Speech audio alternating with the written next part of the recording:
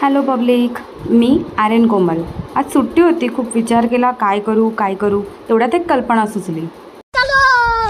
हे माझ्या मोबाईलचं कवर खूप दिवसापासून पिवळं पडलं आहे. विचार करत होती काय करू. सो आज म्हटलं रेझिन टच देऊया. त्यासाठी घेतलं आहे ब्लॅक रेझिन पिगमेंट आणि गोल्डन ॲक्रेलिक कलर. पिगमेंट नव्हतं म्हणून ॲक्रेलिक कलरसोबत काम चालवून घेऊया.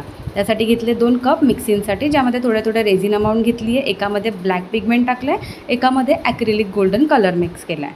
आणि साईडने जे आपले एजेस असतात ते प्लास्टिकच्या सेलोटेपने मी कवर करून घेतले, जे की रेझिन लीक नको व्हायला, कवर खराब नको व्हायला आतल्या साईडने.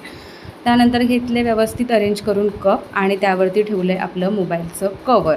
थोडंसं चुकलंच माझं की थोडं वाट बघायला हवी होती रेझिन मिक्सिंगनंतर, जे की थोडंसं थिक होऊन द्यायला पाहिजे होतं, जे मी लगेच मिक्स करून ते पोर करायला घेतलं. त्यामुळे येस, आपल्याला जी भीती होती ते साईडने थोडंसं ड्रीप व्हायला सुरुवात झाली आणि ड्रीप होत ती जी लेअर मी टाकली होती ती लेअर थोडीशी थिन होऊन गेली. सो त्यानंतर मी व्यवस्थित ते स्प्रेड करून घेतलं आहे त्याच्या चारही बाजूला. मोबाईलच्या वेळानंतर ते सेटल झाल्यानंतर असं काहीसं दिसत होतं. देन मी गोल्डन ॲक्रिलिकचे स्ट्रोक्स द्यायला स्टार्ट केलं. हा आपला फर्स्ट एक्सपेरिमेंट असल्यामुळे स्ट्रोक्स देताना भीती वाटत होती, पण ती आपली भीती होती त्याप्रमाणे अगेन थोड्या वेळाने हे स्ट्रोक्स दिल्याच्या नंतर काही वेळाने रेझिनमध्ये ते जे गोल्डन ॲक्रेलिक होता तो मिक्स झाला आणि तो थोडासा स्प्रेड झाला आणि असा काहीसा टर्नआउट झाला. देन काय करू हा विचार केला तर माझ्याकडे गोल्डन फ्लेक्स होते आणि गोल्डन फ्लेक्सने त्याचा फायनल टच दिला.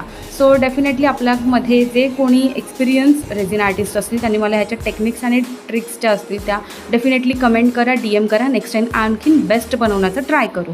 Thank you, bye bye.